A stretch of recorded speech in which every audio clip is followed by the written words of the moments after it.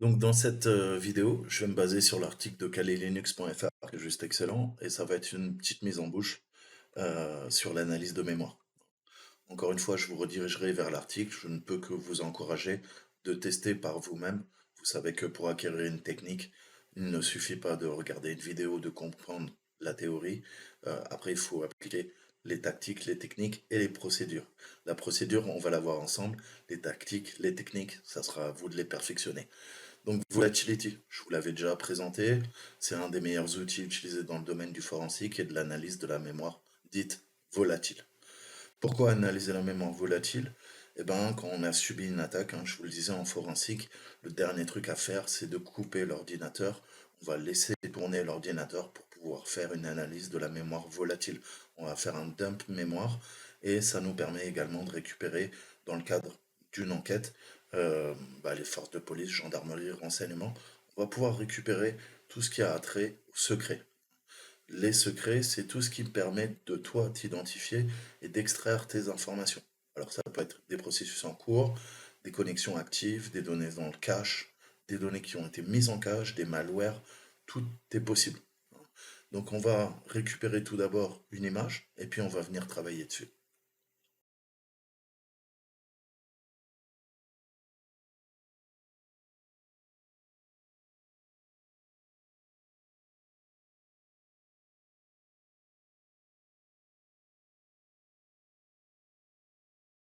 Donc on a notre Credex, on voit que c'est un virtual memory, donc dump mémoire.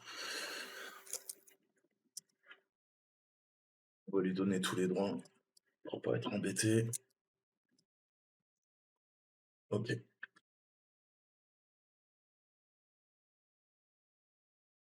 Donc dans Volatility, pour rappel, on peut quasiment tout utiliser. Les mémoires physiques brutes qui ont été dites rembourrées, le FireWire, le WF, les fichiers issus d'incidents, Windows 32, 64 bits, les fameux fichiers d'hibernation. Je vous conseille de les désactiver. Vous savez qu'on ira pomper plein d'informations dans vos fichiers d'hibernation. Je vous l'avais déjà montré. Les fichiers Macho, donc Mac O, grand O, 32, 64 bits, les images mémoire VirtualBox, les fichiers d'état sauvegardés de snapshot de VMware, les images mémoire des machines virtuelles QEMU. Bref, tout est possible. Tout. Donc c'est vraiment très puissant. Et pensez qu'à chaque fois que vous faites des snapshots, à chaque fois que vous utilisez vos machines virtuelles, vous les mettez en hibernation, vous les mettez en pause, votre machine physique Linux ou Windows, vous la mettez en hibernation, vous la réveillez, tout ça, ça fait des dumps, ça fait des dumps mémoire, ça fait des systèmes de fichiers sauvegardés, et ces snapshots, on va pouvoir s'en servir pour récupérer des informations vous concernant. On va pouvoir peut-être les exfiltrer pour les étudier après lors d'une analyse forensique et récupérer beaucoup d'informations. Donc on a Volatility, on va s'en servir. Et le premier truc qu'il nous faut connaître, c'est le système d'exploitation. Je sais que j'ai un dump mémoire, mais je connais pas le système d'exploitation. Donc maintenant, on va voir comment s'installer à la fois Volatility 2, Volatility 3. Alors, vous pouvez l'installer sur du Kali, du Ubuntu, sur du Debian-based. hein. Et pourquoi utiliser les deux? Parce que vous allez voir que le plus puissant, c'est Volatility 2. Mais il est créé en Python 2. Et vous savez que Python 2, ça fait longtemps qu'il a atteint son EOL, son end of life. C'était en 2020, ça fait plus de 2 ans. Donc, vous l'avez compris, Volatility 3 a été réécrit en Python 3. Il est beaucoup plus rapide, mais malheureusement, il n'y a pas tous les plugins et les fonctionnalités de Volatility 2 qui ont été implémentées dans la version 3. Donc si on les compare, il nous faudra les deux. Là, on va voir comment installer les deux pour pouvoir récupérer tout et n'importe quoi à partir de Windows. Donc je vous ai déjà cité tout ça. Vous savez on va pouvoir lire la mémoire, les captures de mémoire, mais je vous disais fichiers cachés, clés privées, RSA, privé public, tout ce que vous avez dans vos clipboards, donc vos presse-papiers, l'historique de vos commandes, les détails au niveau de vos drivers, du noyau, de votre système d'exploitation, toutes les mémoires tampons de votre clavier, parce que votre keyboard, il utilise des buffers également, tous les open sockets au niveau du réseau, hein, tout ce qui est dans le registre, les processus qui tournent et les fameux shellbags dont je vous avais déjà parlé. Alors, comme on a deux trucs, il va falloir qu'on vérifie nos dépendances, il va falloir qu'on installe et il va falloir qu'on modifie notre passe. D'accord? Donc ça, c'est nos dépendances système. On va vérifier qu'on a bien tout ça. Vous voyez que moi, je les ai déjà. D'accord? Donc ça, c'est la première étape. D'accord? Python 2, de cette dev, les Python, hein, vous savez qu'elle est en end of EOL, en end of life, mais on va vérifier qu'on a quand même bien tout.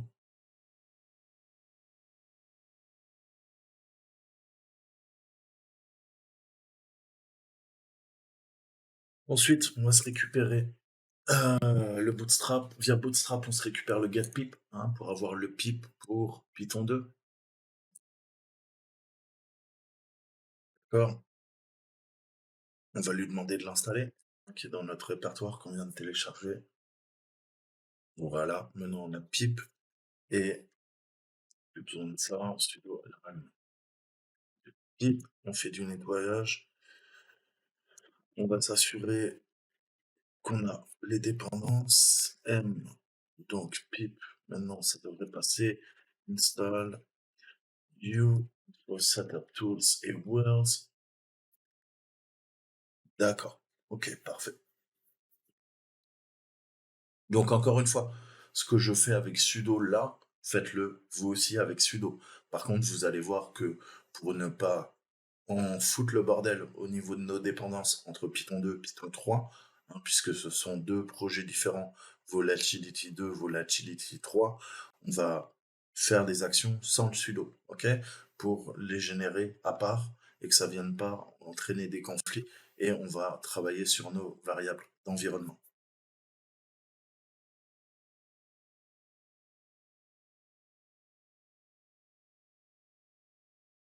Ça, c'est pour Volatility.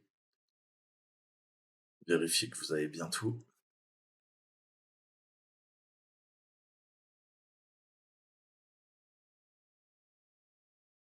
Ok, donc là on est bien. Maintenant, grâce à Pip, on va installer Yara. Là, on va se créer un lien symbolique, hein, donc c'est un raccourci en fait. Je veux récupérer les Biara, donc c'est une librairie SO, hein, c'est les librairies Linux, et on va la copier dans userlib. Ça, c'est pour que d'autres que Saltimbanque puissent utiliser les bibliothèques et que ça soit multi-utilisateur. Et maintenant, on va installer tout simplement à partir du repo euh, Volatility Foundation. Vous avez à la fois le 2 et le 3. Hein, là, c'est le 2, puisqu'on utilise Python 2, pip install, U, grand U, je lui donne le lien, et j'encapsule. Chaque fois, je lui dis, bah écoute, c'est un fichier Git, donc c'est Git plus l'URL HTTPS. Hein. Vous pouvez utiliser Git pour cloner le repo, mais là, on fait plusieurs actions en un, c'est beaucoup plus pertinent. On lui dit c'est du Python 2, exécute pip, installe-moi à partir du lien git clone, enfin du git. Donc il va cloner et il va l'installer d'une traite. C'est pour ça qu'il vous faut Will, c'est pour ça qu'il vous faut pip. Hein, Will est en train de construire l'application. Et il vous faut Setup Tools, hein, c'est les trois composantes. Donc là, vous inquiétez pas, vous avez le message comme quoi c'est déprécié, mais c'est pas grave, on s'en fout, on est en IOL. Ok, donc vous voyez que maintenant je peux appeler Volpi. Mais pourquoi? Parce que j'ai édité ma variable d'environnement. Vous savez que si vous avez comme moi KDE, Kali Linux, on utilise console. Console, c'est quoi? C'est ZSH. Donc il va falloir éditer le fichier caché qui est dans le home, saltimbanque ZSH, et exporter. Donc, exporter la variable, il faut qu'on ajoute le local bin pour être dans notre passe et pouvoir appeler tranquillement volatility. Sinon, il faudra utiliser constamment le chemin absolu. Que vous fassiez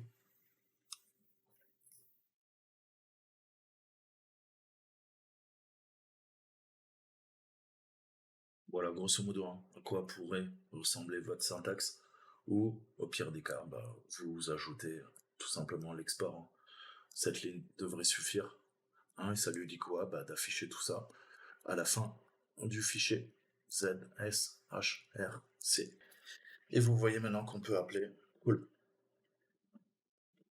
On a le framework Volatility 2. Ok. Donc le 2, c'est bon, on arrive à le lancer. Donc on va se récupérer tous les modules, hein, via le community.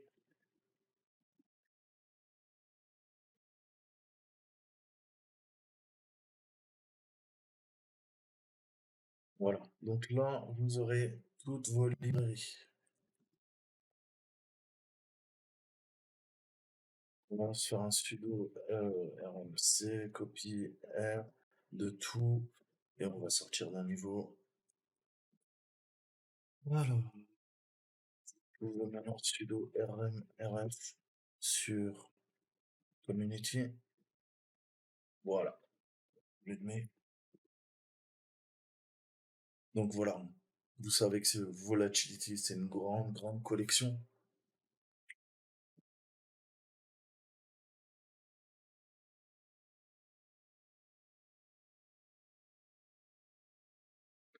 Alors, c'est ce qu'il vous dit, hein. Vous pouvez passer, créer une variable, plugin pass. Alors c'est pareil. On va se créer une nouvelle variable, vous l'avez compris. Ti, ti. D'accord. Et on la met dans notre.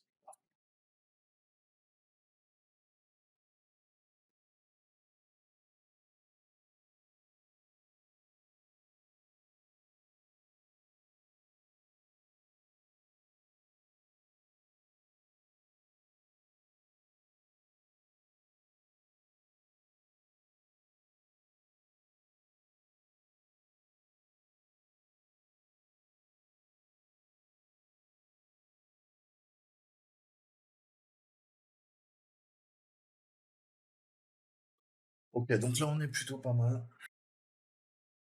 Donc pour moi, je vous le dis, la version 3, c'est un bordel, hein. Je vous mettrai toutes les ressources si vous voulez tenter de l'installer. En tout cas, je n'ai que des erreurs et j'ai pas envie de passer mon temps à troubleshooter. Donc, on va utiliser la 2.6, hein, qui pour moi reste la meilleure version de Volatility.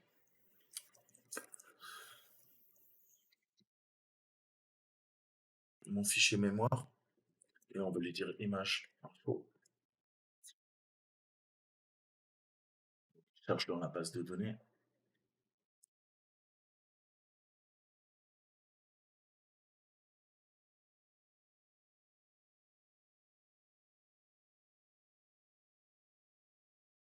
et on voit qu'il nous trouve hein, deux profils qu'on pourrait éventuellement utiliser en PAE. Donc on a plusieurs profils qui sont suggérés, et le système d'exploitation, visiblement l'image étant 32 bits, hein, c'est ce qu'il nous dit, vous voyez x86 et non pas x86 64. Donc on va choisir un des deux profils et on va voir lequel va fonctionner. Il nous dit Windows XP, SP2, SP3. Donc on va tester le premier, et puis si le premier ne marche pas, on testera le deuxième. On fait de façon séquentielle, comme je vous le disais. Donc là, qu'est-ce que je lui dis? Je vais lui dire ça passe. Ok, donc là il a l'air de le prendre. On va faire un PS list, hein. C'est un plugin qui nous permet tout simplement de lister les détails de l'adresse mémoire du processus, les noms des processus en cours d'exécution, la date, l'heure de lancement des processus. PS list, hein, comme PS que vous connaissez. Là, vous voyez que malgré que la machine, elle est quoi? La machine, ne tourne pas. Et pourtant, on voit les derniers processus qui tournaient en mémoire. Notre Elsas, notre WinLogon, notre service .exe, etc., etc. Alors ça c'est pas mal, mais on peut utiliser PS-Tree. PS-Tree, il va récupérer les informations obtenues à partir de PS-List et il va faire une relation enfant-parent avec tous les processus inconnus ou anormaux. On fait la même commande, mais on lui dit un PS. Tree, faire le tree. Vous l'avez compris. Voilà. Donc là, on voit hein, qui a lancé quoi, hein, puisqu'on en fonction du PID, on a le PPID, par an. Je m'explique. 652, 608. Ok? Donc, qu'est-ce qui s'est passé? Si j'ai en PPID le 608 et moi je suis PID 652, le 608 est avant. Qui a lancé service.exe? C'est le 608 qui a lancé le PID 652. Pourquoi? Parce que le 652 a comme PPID, comme processus parent, WinLogon, le 608. Hein. Rappelez-vous, allez voir mes vidéos sur Windows où je vous explique qu'on part tout le temps de 1, 0, 1, 2, 3, 4, 5, 6, 7, 8, 9, 10, jusqu'à se retrouver à 1640, etc., etc. À chaque fois que vous lancez votre système d'exploitation, eh ben, ça se fait dans un certain ordre. C'est pour ça que quand vous avez des processus LSAS qui sont en double et qui n'ont pas le PPID euh, qu'il faut, ça veut dire qu'il y a un problème. Ça veut dire qu'on a migré un processus, ça veut dire que c'est un doublon, que c'est peut-être un virus, en tout cas qu'on est en train de falsifier, hein, en tout cas les processus résidents, hein, et natifs de Windows. C'est comme ça qu'on peut savoir si quoi, bah, si on a commencé à faire une cyberattaque, parce que je vous l'ai dit, je vous redirige, il y a de très bonnes salles Windows forensiques sur TryHackMe qui vous expliquent tout ça. Je vous mettrai mes vidéos en lien pour bien comprendre. Maintenant, encore plus intéressant, on peut avoir le PS6 View. Là, c'est tous les processus qui essaieraient de se cacher lorsqu'ils s'exécutent sur l'ordinateur. Donc, comment on sait? En fait, ce qui nous intéresse ici, hein, on a différents champs, comme vous le voyez, c'est le PS List. Le PS List, le PS Scan. Typiquement, qu'est-ce que fait un processus? Qui veut quoi? Qui veut être camouflé? Eh ben, la valeur, elle va être sur false. Ok? False, false. Est-ce qu'on en a un qui est sur false? Non. Est-ce qu'on en a un qui est sur false? Non. D'accord? C'est un booléen. D'accord? True, false, 0, 1, 0, 1. D'accord? Là, on voit qu'ils sont tous sur true. Ça veut dire que dans ce que j'ai identifié, mes processus Windows, il n'y en a aucun qui essaye de se cacher. D'accord? Donc c'est bon signe. Ensuite, les DLL, hein, les fameuses librairies dynamiques de Windows. Hein. Vous savez que c'est l'équivalent d'un exe et on va lui demander d'afficher les DLL de tous les processus en cours d'exécution. Alors on lui demande quoi? Bah, une liste. DLL liste.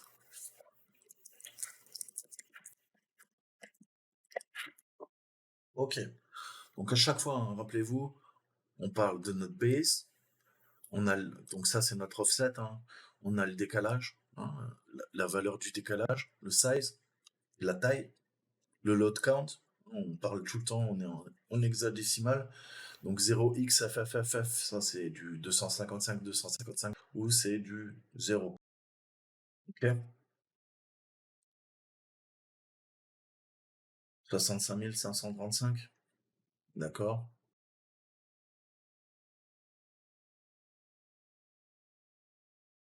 255, pourquoi? Parce que de 0 à 255 fois 0, 255, ça nous donne 65 536. Ok? Mais on part de 0, donc 65 535. Hein, c'est le principe de conversion du hex au décimal. 255 multiplié par 255. Ok? On part tout le temps de 0. Donc c'est bien 256 multiplié par 256, ça fait 65 535, 65 536 si on comptait à partir de 1. D'accord? Donc ça, pareil, il faudra pratiquer pour être à l'aise. Donc on voit hein, tous les processus, les DLL, hein, qui sont appelés de système 32. Alors là, pareil, hein, déjà, si vous voyez une DLL qui est appelée d'un autre endroit, ben, il faut aller vérifier cet endroit. Est-ce que c'est normal, c'est pas normal? Là, on ne voit que des choses très classiques.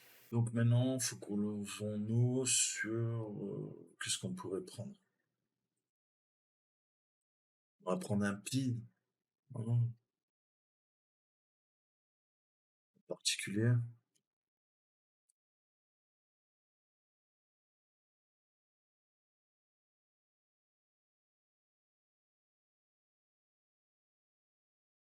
Ah, vous voyez qu'on a tout dumpé, hein. On repart de zéro. CSRS. Donc ça, c'est la commande que j'ai fait. Et vous voyez que le DLL list, hein, vous avez le WinLogon, tous les appels qui sont faits. Là pour service, LSAS, SVC host. Vous voyez, ça nous permet de corréler tout, hein, chaque fois. Network. Donc prenons un truc au hasard qui nous intéresse. Explorer. Il a un PID de 14,84. Qu'est-ce que je peux lui dire? Je vais refaire mon DLL list, sauf que cette fois-ci, je lui mets P, hein, comme PID, mais son PID. Voilà.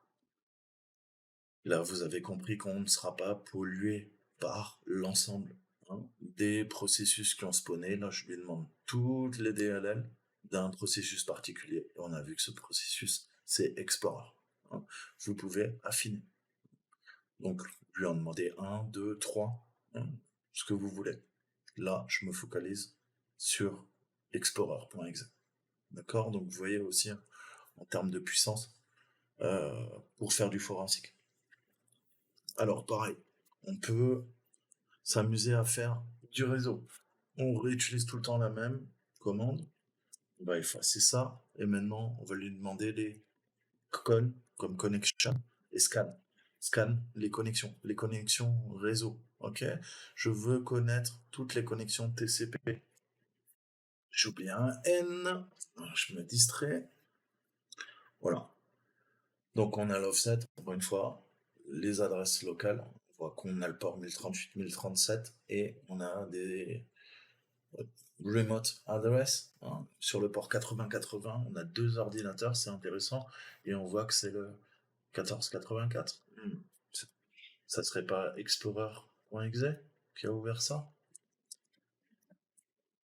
Et si, on voit bien que si on corrèle les informations, c'est explorer.exe qui a ouvert ces deux connexions. D'accord? Donc maintenant, hein, ça je sais que c'est ma machine. Euh, ok. Pourquoi, qu'est-ce qui tournait sur le port 8080 et à qui sont ces deux adresses IP? Vu que ce sont les remotes, ça, c'est la machine que je suis en train d'étudier et il y avait deux ports locaux contigus, le 1037 et le 1038, qui étaient ouverts avec une connexion établie sur quoi? Sur le 8080 pour ces deux adresses IP de machines à distance, hein, gérées toutes les deux par le processus Explorer. Donc, il y a quoi? S'il y a une cyberattaque, qu'est-ce que je peux corréler comme information? Bah, je peux voir que, en effet, Explorer, on a peut-être injecté dans Explorer un payload malicieux qui a fait quoi? Qui a demandé au port 1038, 1037 en local d'ouvrir des connexions vers le port 8080 sur ces deux machines à distance. Et ça a été exécuté avec le même PID. D'accord? Ensuite, on peut s'intéresser aux chaussettes. Les petites chaussettes réseau. Plus sérieusement, on va lui demander les sockets. Réseau. Voilà. Donc là, c'est intéressant. Pareil, on a le PID, le port, le proto. Pop, pop, pop, pop, pop, pop, pop, donc le proto, c'est le protocole. Donc, qu'est-ce qu'on retrouve? 1484, 1038. Là, on voit bien. Je sais pas où est l'autre d'ailleurs. C'est plutôt étrange. D'accord? En TCP.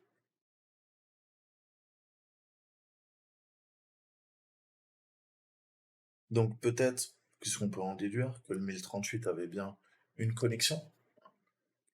Euh, et la connexion était synchronisée en TCP, hein. Il y a eu un SYNAC sur le 1037. Peut-être que la connexion n'était pas encore bien établie, puisqu'on ne retrouve pas le port 1038, ce qui est plutôt étonnant.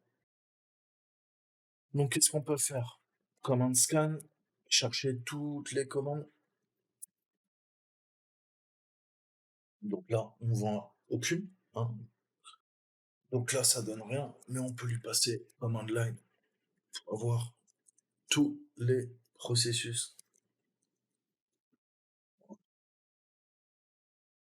Et là, on a les arguments de ligne de commande de tous les processus avec le PID, la command line qui a été passée. Donc, vous voyez que pour faire du blue teaming, c'est super utile pour savoir ce qui s'est passé les derniers instants lorsque on a dumpé euh, les fichiers système et la mémoire virtuelle, voir ce qui s'est passé. S'il y a eu une cyberattaque, s'il y a eu Toto le hacker qui a commencé à paniquer parce qu'il y avait la police qui était en train de faire une perquisition chez lui, vous m'avez compris, on va pouvoir en tout cas savoir un petit peu ce qui se passe puisque tu peux wiper ton disque dur, et encore, il y a plein de techniques pour récupérer les données, mais pour wiper ta mémoire, ça va être compliqué. Il restera des artefacts. On pourra éventuellement récupérer des informations et reconstruire les informations, même si tu as essayé de les détruire. De toute façon, si vous avez quelques connaissances, vous savez maintenant que, hein, on verra dans la prochaine vidéo, mais BitLocker et tout ça, tout ce qu'on vous offre comme technologie, vous croyez que vous êtes en sécurité, le contrôle est une illusion. Hein.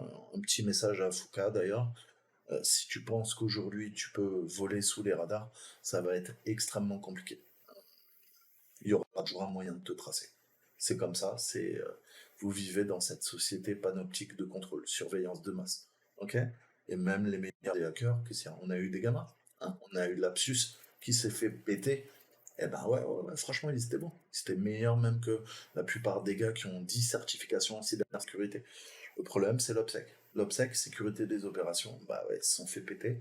Hein, la plupart des jeunes viennent du Brésil, de Colombie, quelques-uns d'Israël, et sinon la grosse majorité d'Angleterre. Et ils se sont tous fait péter. Et c'est qu'une question de temps. Donc tu vois, tu peux faire du sale, pirater le top 500, hein, le top 100, 500, même j'ai envie de dire, américain, mais tôt ou tard, on retrouvera. Parce que tu as une mauvaise sécurité des opérations. Et on fait tout pour que tu aies une mauvaise sécurité des opérations. Parce que tous les logiciels que tu utilises, tes systèmes informatiques d'exploitation, tous sont buggés. Okay, tu laisses des traces sans le savoir et c'est fait à dessein. Il y a des marqueurs, il y a des patterns, il y a des watermarks, comme on les appelle dans tous les logiciels que tu utilises. Et tu le sais peut-être pas. Hein, mais c'est ce que font les agences de renseignement. Ok, elles veulent savoir qui fait quoi, même avec ton ordinateur. Je vous rappellerai que il y avait, il y a un bon moment, mais dès les années 70, des petits marqueurs et n'importe quelle imprimante qui imprimait un document, on a à la loupe, au microscope, des patterns, hein, des motifs récurrents de couleurs encodés dans les premiers pixels du haut de la page, si c'est une feuille A4, et on sait exactement quelle imprimante dans le monde, grâce au numéro de série, grâce aux fabricants d'imprimantes, notamment qui travaillaient pour les agences de renseignement, et on sait qui a imprimé quoi, dans quelle entreprise. D'accord. Donc dès que vous devenez des activistes, des terroristes, vous propagez des choses qui vont à l'encontre du gouvernement américain ou pas, hein, on sait exactement qui a imprimé. Je vous rappellerai qu'on a un grand tueur en série qui s'est fait choper comme ça, juste parce que il a utilisé un, un Windows Office et une imprimante. Et ces deux imprimantes, elles étaient sous le contrôle du gouvernement américain grâce au watermark. Elles ont pu remonter à l'individu. Ok. Je vous en avais déjà parlé dans mes précédentes vidéos, quand on parlait de forensique. Donc voilà, il n'y a pas de secret, vous savez que le forensique, c'est des techniques puissantes qui vont permettre de récupérer diverses informations à partir d'une mémoire dite volatile. J'espère que ça vous a plu. On continuera à utiliser l'outil. Je vais essayer de trouver plein de petits exercices pour qu'on creuse le sujet. J'ai pas envie de dumper des images. Je vais essayer d'en récupérer, hein, puisque ça prend du temps. Et le temps, c'est de l'argent. Et en ce moment, j'ai pas beaucoup d'argent et j'ai pas beaucoup de temps.